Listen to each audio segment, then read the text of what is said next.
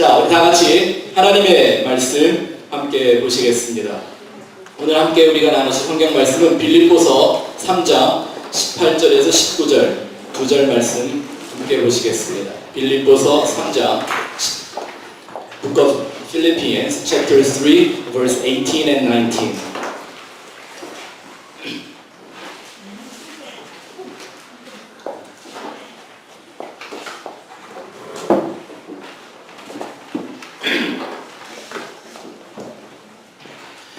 빌립보서 3장 18절 19절 말씀,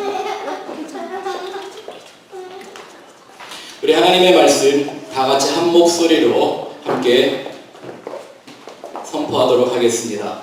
내가 여러 번 너희에게 말하였거니와 이제도 눈물을 흘리며 말하노니 여러 사람들이 그리스도의 십자가의 원수로 행하느니라. 그들의 마침은 멸망이요 그들의 신은 대요 그 영광은 그들의 부끄러움에 있고 땅의 일을 생각하는 자라. 다시 한번 읽어볼까요? 시작. 내가 여러 번 너희에게 말하였거니와 이제도 눈물을 흘리며 말하노니 여러 사람들이 그리스도의 십자가의 원수로 행하느니라. 그들의 마침은 멸망이요 그들의 신은 해요 그 영광은 그들의 부끄러움에 있고 땅의 일을 생각하는 자라. 아멘.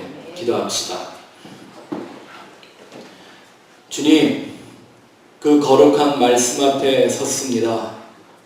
무엇보다 먼저 이 불완전하고 어리석은 종의 입술을 주장하여서 오직 하나님의 마음만을, 예수 그리스도의 진리만을 증거하는 시간이 되도록 성령 하나님께서 붙들어 주시기를 원합니다. 우리가 그 진리 안에서 함께 호흡하며 그 진리로 우리 안에 있는 새 사람을 강건케 하기를 원하오니 주여 그 특별한 은혜를 이 시간 허락하여 주옵소서. 예수 그리스도 이름으로 기도하였습니다. 아멘. 아멘.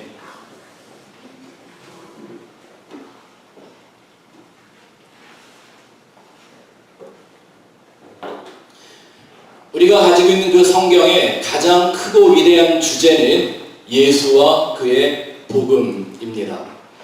성경엔 66권의 작은 책들이 들어가 있습니다. 그 66권의 모든 성경이 각기 다른 주제를 가지고 있는 듯 보이지만 하나하나의 각기 특별한 특성 있는 주제들을 가지고 예수 그리스도와 그의 복음을 설명하고 있습니다. 요한복음 5장 39절 40절 말씀에는 예수님이 이렇게 말씀하고 계십니다. 슬라이드 좀 주실래요? 제가 읽어드리겠습니다. 너희가 성경에서 영생을 얻는 줄 생각하고 성경을 연구하거니와 이 성경이 곧 내게 대하여 증언하는 것이라. 그러나 너희가 영생을 얻기 위하여 내게 오기를 원하지 아니하는도다. 예수님이 하신 말씀입니다. 성경이 누구에 대하여 증거한다? 성경은 그런 내용들이 없지 않아 있지만 땅에서 그냥 뭐 잘되고 무사태평한 그런 삶을 살아가는 길을 가르쳐주는 책이 아닙니다. 성경이 증거하기 원하는 주제가 있으니 바로 예수 그리스도입니다. 그 예수 안에 영생이 있기 때문입니다. 우리가 지금 계속 빌립보서를 공부하고 있는데 빌립보서를 우리는 흔히들 옥중서신이지만 제목을 붙여서 기쁨의 편지 이런 얘기를 합니다. 그렇지만 정말 빌립보서를 통해 사도 바울이 말하고 싶은 것은 기쁨이 아닙니다. 기쁨의 목적이 아니죠. 참된 기쁨이라는 주제를 가지고 진정한 복음이 무엇인지를 설명하는 책이 바로 빌립보서 말씀입니다. 이것이 사도 바울의 뛰어난 영적인 통찰력입니다. 그는 세상에 있는 모든 것들을 주제로 삼아 하나님과 예수 그리스도의 진리를 증거하는 주제로 사용할 수 있는 삶의 모든 것을 통하여 예수를 발견해내는 귀한 영적인 통찰력이 그 안에 있었습니다. 사도 바울은 사람들이 누구나 바라는 기쁨, 여러분 기쁜 삶 원하시죠? 네. 슬프게 살고 싶으세요? 기쁘게 살고 싶으세요? 네, 누구나 기쁨을 원하지 슬픔을 원하지 않아요. 그죠? 예. 그 기쁨을 원하는 모든 사람들에게 그 기쁨이라는 주제를 갖고 진정한 인생의 기쁨이 무엇인지를 설명하기 시작합니다. 1장에 보면 그가 가지고 있는 기쁨을 먼저 나누죠. 빌립보 교회와 성도들을 바라보는, 비록 감옥에 갇혀 있지만 본인이 개척하여 마음과 뜻과 정성을 다하여 세운 그 교회와 성도들이 주 예수 그리스도의 은혜 안에서 잘 성장해가는 모습을 보고 또 바울을 위하여 끊임없이 눈물로 기도하는 그 교회를 보며 바울은 자기의 그 기쁨을 말하기 시작합니다. 하지만 그가 말하고 싶었던 것은 그 기쁨뿐만 아니라 그 기쁨의 원인이었습니다. 우리 안에 이러한 기쁨이 있을 수 있는 것은, 당신과 내가 만났기에 우리의 관계 안에서 이런 기쁨을 누릴 수 있는 것은 바로 한 가지 이유 때문입니다. 우리 안에 그 예수 그리스도의 영원한 사랑이 움직이고 있기 때문이라고 설명을 합니다. 또 2장에 넘어와서는 사도 바울은 이제 좀 더 궁극적인 본질적인 기쁨을 얘기하기 시작합니다. 우리 땅에서 누리는 우리 인간의 기쁨도 중요하지만 그보다 더 깊고 놀라운 기쁨이 있다.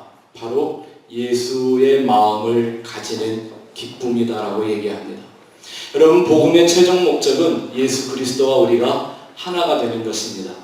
연애의 최종 목적은 어디죠? 결혼해서 하나가 되는 겁니다. 우리가 이 땅에서 주님을 만나고 주님과 함께 거하는 삶의 최종 목적은 정말 신랑과 신부가 하나가 되듯 주님과 우리가 하나 되기를 원하고 있습니다. 예수님의 마음에 가질 때 우리가 살아가는 모든 것들이 달라지기를 시작합니다. 예수를 중심으로 예수의 마음을 가질 때 복음에 대하여 혹은 기독교에 대하여 교회에 대한 생각도 달라집니다. 왜 예수의 마음으로 세상을 다르게 살아가게 되는지, 왜 예수를 정말 잘 믿는 사람들은 세상이 흘러가는 대로 사는 게 아니라 세상을 거꾸로 살려고 하는지, 그 이유는 오직 예수의 마음이 내 안에 있을 때에만 이해되기 시작됩니다. 이런 거죠. 내가 사랑하는 한 남자 혹은 한 여자의 내 마음을 다 주고 나면, 그의 마음이 내 안에 쑥 들어오고 나면 그때는 안타깝게도 다른 남자가 눈에 보여요, 안 보여요? 다른 여자가 보여요, 안 보여요? 왜 그때는 그 사람밖에 안 보였는지 후회가 되시죠? 예수의 마음을 가지면, 예수의 사랑을 얻으면 세상이 달라 보이는 것입니다. 성경을 묵상할 때도 이제는 성경을 듣고 읽는 입장에서 보는 것이 아니라 말씀하시는 그분의 입장에서 성경을 보기 시작할 때 성경의 깊이가 달라지고 우리 삶의 방향이 더욱더 뚜렷해지기 시작합니다. 예수를 잘 알아야 합니다. 내가 알고 싶은 예수를 아는 게 아니라 예수, 그가 정말 누구였는지를, 그 본질적인 의미를 깨닫는 게 중요합니다. 여러분, 법정에 서면요, 그런 일이 여러분들 삶에 없기를 원하지만, 법정에 서면 법을 내가 어떻게 생각하고 내 나름대로 어떻게 해석하는지 이게 중요해지지가 않습니다. 법정에 들어가기 전까지는 그 법에 대해 내가 좋으니 나쁘니, 잘된 일이 잘못된 일이 평가할 수 있습니다. 그러나 일단 법정의 앞에 서면 내 생각은 중요하지가 않습니다. 뭐가 중요해요? 법이 본질적으로 뭐라고 얘기하고 있느냐가 중요합니다. 하나님의 심판이 온 인류 가운데 예비되어져 있습니다. 내가 그 하나님을 어떻게 생각했느냐는 그 앞에 섰을 때 그렇게 중요하지가 않습니다. 그 하나님이 누구였느냐가 중요합니다. 그래서 우리는 그 예수의 마음을 가지고, 예수가 내가 알고 싶고 내가 만들고 싶고 나에게 필요한 예수를 우리가 만들어내는 것이 아니라 하나님이 우리에게 진짜 보내신 그의 아들 예수가 누구인지를 정확하게 알고 나아가는 것이 중요하죠. 3장에 와서는 더 깊은 기쁨을 얘기합니다. 우리가 내 안에 그 예수 그리스도의 마음을 가지는 것만도 기쁨인데 더 놀라운 기쁨이 있다. 그것은 오직 예수 그리스도를 아는 지식이다. 이 세상의 어떤 것보다도 가장 고상한 것이 바로 이 예수 그리스도를 아는 지식이다 그랬습니다. 요즘 얘기를 들어보니까 얼바인이 이 캘리포니아의 청담동이라면서요. 물론 이 주위에 보면 더 잘 사는 동네들도 많이 있는 것 같은데, 아마 이제 자꾸 그런 연예인들이 자꾸 오고 그러니까 그런 말들이 전해지고, 그러다 보니까 여기 사시는 분들의 어떤 그 격이 자꾸 높아지려고 하시는 것 같아요. 이렇게 교양, 그죠?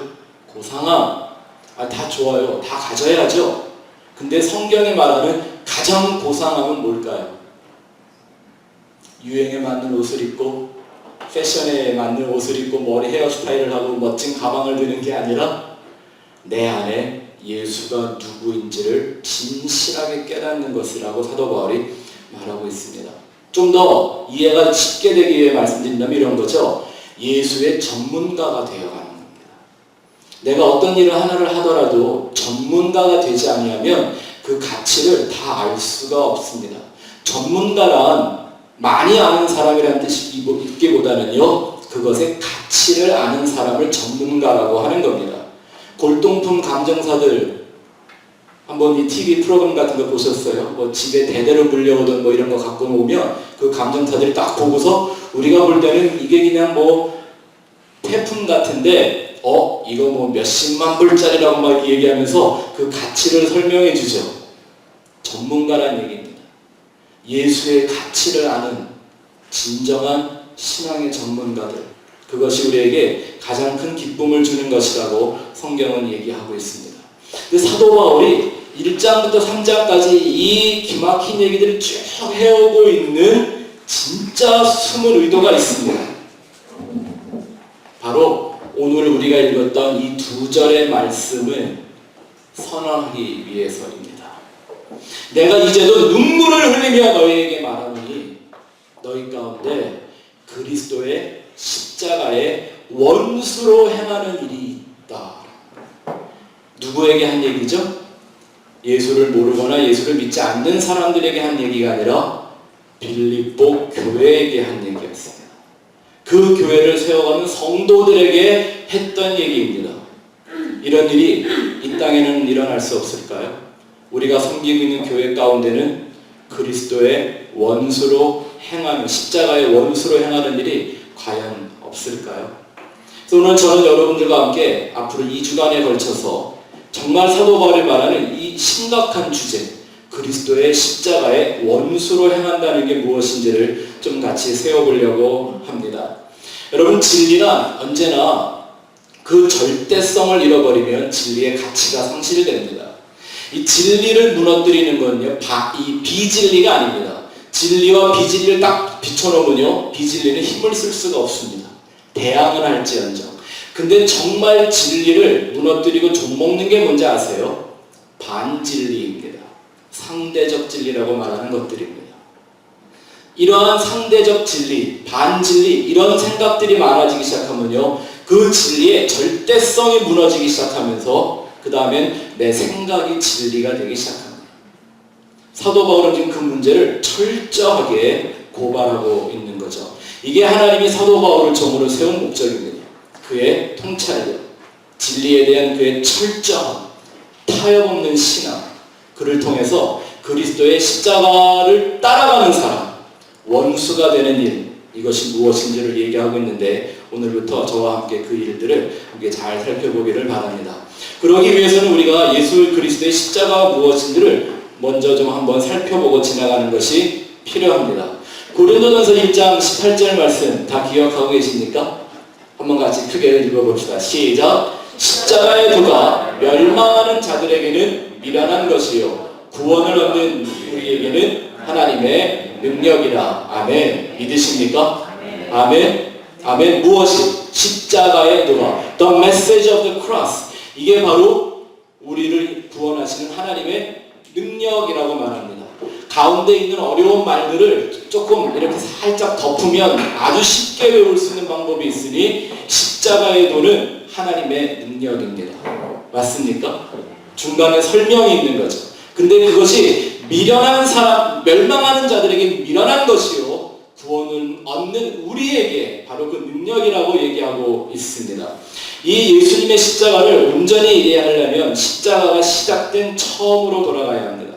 십자가는 우연한 사건이 아닙니다. 어떻게 예수님이 세상을 구원하시려고 왔다가 그냥 그 못돼 먹은 제사장들, 바리새인들, 이런 유태인들 때문에 혹은 로마인들 때문에 할 수 없이 십자가에 처형당하신 이런 우연한 사건이 아니라 우리 한 사람 한 사람을 구원하시기 위해 하나님이 이미 그 오래전부터 계획하시고 예비하신 것입니다. 저희가 요즘 히브리어에 나와 있는 그런 구속의 의미들을 자주 살펴보고 있는데요. 우리가 지난주에도 야훼라는 이름을 어떻게 쓰는가 한번 보여주고 말씀을 드렸죠. 유헤 바브헤 무슨 뜻이라고 그랬죠? 손을 보고 못을 보아라 라는 말입니다. 그게 이미 여호와 하나님 야훼라는 그 이름 안에 담겨 있었습니다. 예수님이 이 땅에 오시기도 전에. 이건 누구를 상징하는 거예요? 손을 보고 못을 봐라. 이런 말을 똑같이 하신 분이 이 역사 가운데 한 분 계시잖아요. 네가 보지 않고는 믿을 수가 없느냐? 내 손에 못자국을 만져보고라도 믿어라 한 분이 계십니다. 그분의 이름이 바로 예수 그리스도입니다. 하나님은 이스라엘 민족에게, 히브리 민족에게 글자를 주시면서 22개의 자음을 주셨거든요. 그 22개의 자음에 보면 알레프라는 말부터 끝까지 타브라는 말이 되어 있습니다. 여러분들 설교 노트를 한번 보시면 맨 왼쪽에 있는 그 십자가 모양의 그림이 바로 히브리의 알파벳이라고 할 수 있는 22글자의 마지막 타브라고 하는 마지막 글자입니다. 한번 따라해 봅시다. 타브. T-A-V라고 발음을 하면 좋습니다. 타브. 이게 히브리 알파벳의 22번째 마지막 글자인데요. 하나님이 처음 이 글자를 히브리인들에게 가르쳐 주실 때 고대 문자의 모양이 어떻게 생겼어요? 우리가 지금 보고 있는 십자가 모양이었어요. 우연이었을까요? 그렇지만 이제 이 글자가 점점 변해오면서 오늘날에는 저런 모양의 이 문지방을 의미하는 모양의 타브라는 글자로 약간 변형이 되어져 있습니다. 이 타브라는 글자가 들어가는 게 너무나 놀라운 일이에요. 그 다음 슬라이드 한번 보여주시겠어요? 맨 위에 보시면 타브라는 말을 히브리 말로 풀어서 타브라는 단어를 이렇게 쓰죠. 한 T자를 하나 쓰는 것만 아니라 타브를 쓰면 이게 어떤 말이 되냐 하면요. 이 십자를 의미하는 그 모양과 옆에 못을 의미하는 바브, 이 두 글자가 모여서 타브가 됩니다. 그러니 타브라는 말 자체가 그 안에 뭐가 담겨 있는 거예요? 누군가 못 박힌다는 의미를 하나님이 이미 이스라엘 민족들에게 암시적으로 끊임없이 말씀하고 있었던 것입니다. 그래서 마지막에 타브라는 이 글자가 들어가는 중요한 단어들을 한번 살펴보면요. 여기 세 번째 칸에 보시면 탐이라는 말이 있죠. 무슨 뜻이 있다고요? Perfect, complete, whole, undefiled. 이런 의미가 다릅니다. 그 다음에 톰은 똑같이 perfection이라는, completion이라는 말이 있고요. 탐한, accomplish, 뭔가를 성취했다. 탐이 똑같은 의미가 다 담겨 있습니다. 끝에는 flawless, 그 안에 흠과 티가 없다라는 의미가 담겨 있고요. 티클라 역시 completion, 완전히 완성했다라는 의미가 담겨 있고요. 마지막 탈라라는 말을 보면 뭔가 누군가 매달렸다라는 의미가 그 안에 담겨 있습니다. 예수님의 십자가를 기억하시죠? 예수님이 십자가상에서 7마디를 말씀하셨습니다. 마지막 말씀이 뭐였습니까? 테텔레스타이, 다 이루었다. It is finished. It is complete. 이 말 한 글자 안에 하나님은 이미 이 이스라엘 민족에게 이 십자가의 의미를 이미 다 가르쳐주고 계셨습니다. 하나님의 언약과 계획이 그 안에 담겨 있는 거죠. 또 그 다음 2번에 한번 보실까요? 그러면 이 글자가 언어적으로 갖고 있는 의미가 무엇인가? 첫 번째는 표적, 그리고 두 번째는 sign, 세 번째는 십자가라는 의미가 그 안에 다 담겨 있습니다. mark, sign, cross. 이 세 가지가 이 말 속에 다 담겨 있는 오늘날까지도 사용하고 있는 뜻입니다. mark, 우리는 뭐라고 하죠? 뭘 표시했다라고도 말할 수가 있겠지만 mark는 관역이라고도 얘기를 할 수가 있습니다. 목적이라고도 얘기할 수가 있습니다. 성경 공부를 많이 하신 분들은 헬라어로 죄를 뭐라고 하는지 아실 거예요. 헬라어로 죄가 뭐예요? 하말티아. 들어보셨어요? 한번 해보시죠. 하말티아. 하말티아의 언어적인 의미가 뭐냐면요, missing the mark, 관역을 빗나갔다라는 거예요. 내가 총을 쐈는데, 활을 쏘았는데 관역을 맞추지 못하고 빗나간 거예요. missing the mark. 그 마크가 뭐죠? 이 세상 사람들이 미스한 마크가 하나가 있는데 그게 바로 뭐라고요? 예수 그리스도의 십자가예요. 그 사인을 따라가지 않는 모든 것을 성경은 죄라고 얘기하고 있는 것입니다. 크로스. 이 십자가의 모양만 크로스라고 하는 게 아닙니다. 그 안에는 어떤 의미가 있어요? 크로스로드, 갈림길입니다. 어디로 갈 것인가를 정해줍니다. 궁극적으로 모든 인생의 천국과 지옥의 방향을 결정하는 결정적인 요소가 뭐예요? 예수 그리스도의 십자가인데, 이미 주님이 오셔서 이 땅에서 십자가를 우리를 위해 지시기 이전에 아버지 하나님께서 이 모든 일을, 온 인류를 위하여 예비하고 계셨음을 우리는 깨닫게 됩니다. 그리고 세 번째, 십자가 안에 아주 중요한 의미가 있습니다. 언약, 그리고 인을 친다 할 때 인이라는 의미가 담겨 있습니다.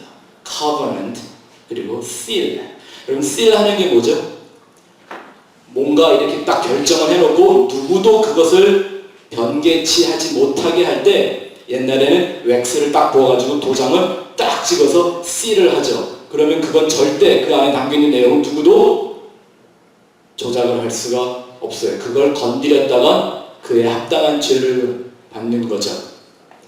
십자가는 교회에 이렇게 매달아놓은 상징이라는 의미보다 하나님의 언약이라는 의미가 더 강하고요. 그 십자가 안에는 하나님이 영원히 인치신, 씨를 해놓으신 하나님의 구속의 계획이 더 중요한 것입니다. 그래서 오늘 교회에 이렇게 십자가 그려놓고 뭐 달고, 제가 말씀을 드리니까 왜 이 교회는 십자가가 안 달려있냐고 막 이렇게, 여기 십자가 많아요. 이렇게 보시면. 네. 또 여러분들이 진짜 보셔야 할 건요, 어디 달려있는 십자가가 아니라 여기 서 있는 여러분의 목사인 제 가슴에 있는 십자가를 보셔야 합니다. 그리고 저는 여러분들 마음에 숨기고 살아가고 있는 그 십자가를 보는 거죠. 우리가 그 십자가의 형상이 되어야 하지 않겠습니까? 십자가 그럼 우리는 자꾸 이런 모양만, 형상만 연상을 하는데, 우리가 십자가를 말할 때 먼저 기억해야 하는 것은 이 하나님의 영원한 구속의 언약을 보셔야만 합니다. 근데 왜 많은 사람들이 사도 바울 시대부터 이미 이 그리스도의 십자가를 교회가 다 걸어놨지만 그 길로 가지 않고 원수로 행하고 있다라는 얘기를 할까요? 그 원수의 길이 어떤 건지는 제가 다음 주에 원래 하나씩 공부를 해도 시간이 충분하지 않을 텐데 한번 다음 주에 짧게 보여드릴 텐데, 오늘은 원인을 가르쳐 드릴 거예요. 왜 많은 사람들이 예수를 믿는다 하고 십자가를 노래하면서도 나도 모르게 십자가의 원수의 길로 가는 때가 생기는가? 큰 이유가 있다면 그건 십자가의 양면성을 이해하고 있지 못하기 때문입니다. 양면성이라는 말 아시죠? 양면성. 하나님이 이 세상을 창조하실 때 우리 사람에게 하나님의 그 뜻을 계시하여 주기 위해서 하나님은 다분히, 모든 것은 아니어도 다분히 많은 것을 이원론적으로 양면성을 보여주게 창조하셨습니다. 낮이 있고 밤이 있고, 낮과 밤 사이에 뭐가 있나요? 과. 그죠? 생명이 있고 죽음이 있고, 축복이 있고 저주가 있고, 해가 있고 달이 있고, 빛이 있고 어둠이 있고, 천국이 있고 지옥이 있습니다. 천국과 지옥 사이에 뭐가 있나요? 아무것도 없습니다. 하나님이 이렇게 양면성을 보여주며 이원론적으로 창조를 하셨는데, 이건 서로 다른 것이 아니라 서로가 서로를 설명해주는 패턴을 갖고 있습니다. 여러분, 빛이 없으면 어둠을 설명할 수 있을까요? 어둠이 있으니까 빛의 그 필요를 깨달을 수 있는 겁니다. 죽음이 없이 생명을 설명할 방법이 있을까요? 아니요. 생명은 죽음을 설명해주고 죽음은 생명을 설명합니다. 축복과 저주도 마찬가지고 천국과 지옥도 마찬가지입니다. 우리 사람의 손에도 손바닥이 있고 손등이 있습니다. 동전에도 헤드가 있고 테일이 있습니다. 이렇게 십자가 안에도 하나님이 우리에게 선포하시는 양면적인 진리가 있습니다. 이것을 온전히 깨달아야 우리가 다음 주에 나눌 십자가의 원수로 행하는 것이 무엇인가를 더욱더 분명하게 이해할 수 있게 됩니다. 한번 1번부터 한번 같이 볼까요? 첫 번째, 십자가는 하나님의 사랑의 결정체인 동시에 하나님의 진노의 상징이기도 합니다. The cross of God, I'm Jesus. It's a symbol of love, perfect love, and it is the symbol of wrath of God too. 하나님의 우리에게 주신 이 십자가는 우리를 향한 하나님의 완전한 사랑을 보여주는 상징이기도 하지만 그 십자가 안에는 하나님의 완전한 진노도 담겨져 있습니다. 십자가는 우리 인생들을 향한 무조건적인 하나님의 사랑을 확증하고 있습니다. 비록 인간이 죄를 범해서 우리 하나님의 마음을 상하게 했지만 잘 들으시기 바랍니다. 하나님의 사랑은 우리가 하는 그런 사랑들 혹은 로맨스 뭐 이런 것처럼 감정적이거나 어떤 기분에 이끌리는 심리적인 것이 아니기에 하나님은 인간의 죄에도 불구하고 그 하나님의 사랑은 변화되거나 식을 줄을 모릅니다. 믿으시면 아멘 하시기 바랍니다. 왠지 아세요? 하나님이 사용했던 사랑이라는 말의 첫 번째 의미는 내가 너를 좋아한다, 네가 마음에 든다, 내가 널 보니까 행복하다 이런 의미가 아니라 내가 너를 향한 계획이 있다라는 말이었습니다. 내가 너를 향한 언약이 있다라고 말하는 겁니다. 하나님의 영원한 사랑이라고 말하면 고대 히브리인들은 하나님의 나를 향한 영원한 언약 그리고 그 하나님이 그 약속을 반드시 이루어 주시겠다라는 생각으로 사랑이란 말을 이해했던 겁니다. 근데 우리가 세상에서 쓰는 사랑이란 말, K-팝에서 말하는 사랑, 한국 드라마에서 말하는 이런 사랑에 젖어서 성경에 대한 있는 사랑을 말할 때도 자꾸 어떤 마음이 앞서요?